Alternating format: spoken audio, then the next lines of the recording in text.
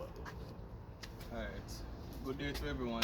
Today we'll be performing a pre-checks on the forklift machine as is expected by OSHA for every forklift operator before they start operating the forklift. The reason for this is because uh, normally a forklift in a work environment is used by different operators, and so we don't know the condition of it when one operator is finished. So it is always important that before your shift as an operator, you need to check it to ensure that everything is working order. So let us begin.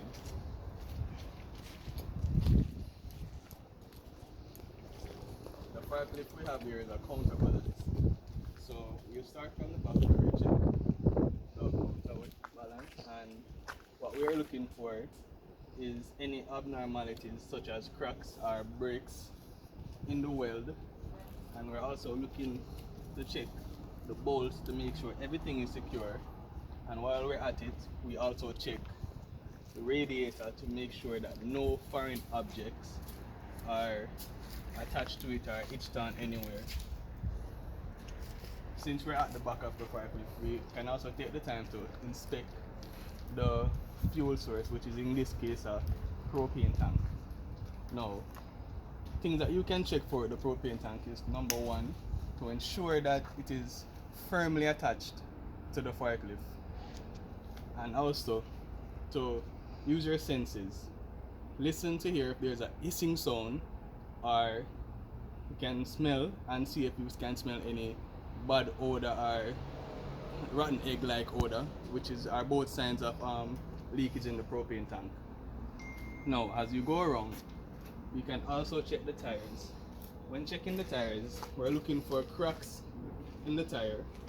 We're also checking to make sure all bolts are secure. We're checking that nothing is stuck in the threading of the tires. As we continue, we want to check the carriage or the frame, depending on what you call it. We're making sure that these areas there are no breaks in the welds. It is not shaking in any dangerous way. So we continue. We check all of the welding seams of the carriage to ensure that nothing is showing any breaks and there are no rust marks or anything like that. As you go along, you come to one of the front tires and we do the same checks. No rocks or anything attached to the threading. The bolts are secure and there are no cracks in the tire itself, the rubber itself. So going forward, we can also begin to check the mast. The mast is firm. There are no breaks in the welds. We move on from that now and check the hydraulic hose. Now this is very important. It is important to ensure that there are no breakage in the hydraulic hose or signs that it's going to break. And we also check the chain to ensure that it is firm, there's no looseness there, and of course there's no breakage in any of the links. Now we move on to further check the hose, the hydraulic hose, the front part of it, to make sure there are no breaks and there are no damages to it. We check the backrest. There are no breaks in the welds. It is firmly attached, so it looks fine. We also move on to check the attachment, which in this case is the forks. The forks are firmly attached and there are no rust, there is no breakage in any welds, and we can check the bolts to see that they are indeed firmly attached. As we continue to make our 360 around the forklift, we come towards the left front tire, which we do the same checks that we have been doing with the first two tires, which is the bolts are secure, there are no cracks in the rubber, nothing attached or stuck in the threading of the tire. Now we check this part of the frame. There are no breakage in the welds. It seems firm. There are no rust marks. So we move towards the last tire, and as we can see, the bolts are secure. Nothing is hitched up in the threading of the tire, and there is no tears or breaks in the rubber itself. So we also need to check the rest of the frame on this side. The welding is still holding, there is no rust, there is no breakage. So we move on to check the engine bay of the machine. So we do this by opening the engine bay.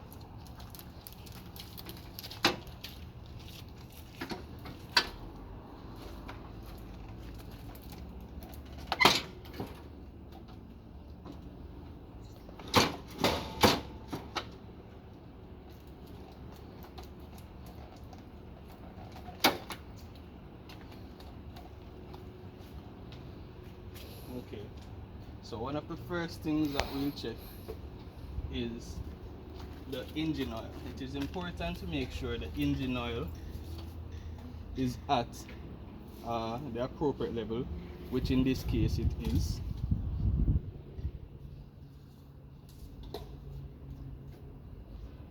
And we move on to check the air filter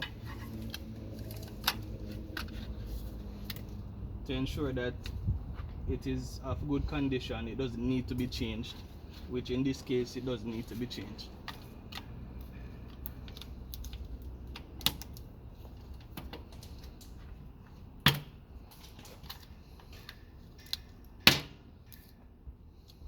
Alright, so we move on to the next side.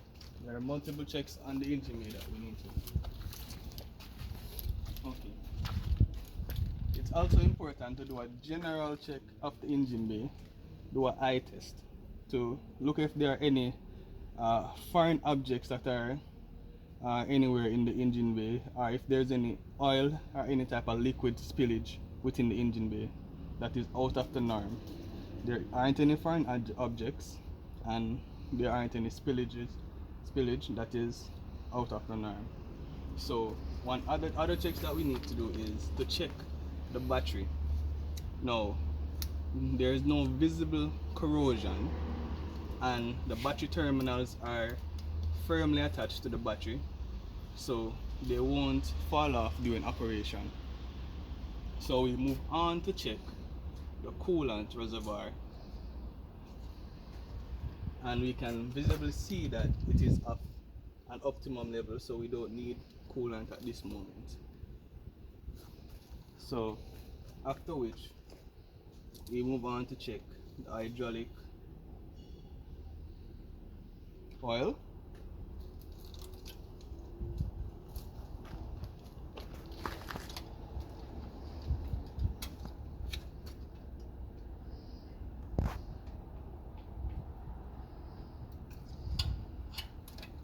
and it is at optimum level. So the next lubricant that we'll need to check is located further up under the engine bay, which is the transmission oil. So we'll have to remove this part, which is on that side, and we'll have to move around this side.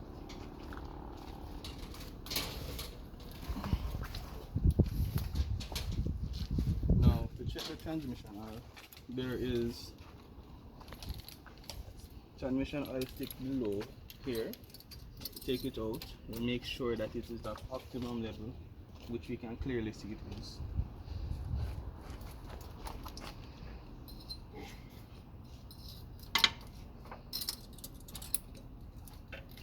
Now, after doing all your checks, what we need to do is ensure that we firmly put at this piece where it belongs.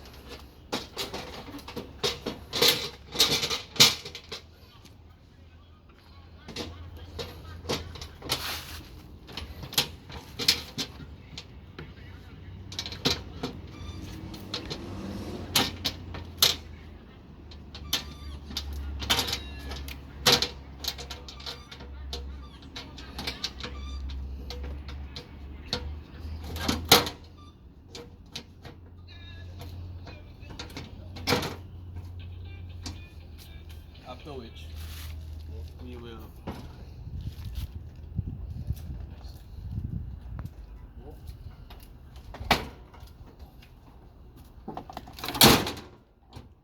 put back the seats.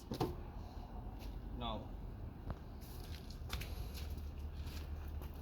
those checks were able to be done before we enter the forklift. Now my fellow groupmate here is going to help me in this presentation by entering the forklift using the 3-step entry, after which he will do some other checks. Now, as you notice, the first thing my teammate does is to secure his seat belt as he enters the forklift, because safety comes first. Now, my teammate is also going to check to make sure that there is nothing blocking his view.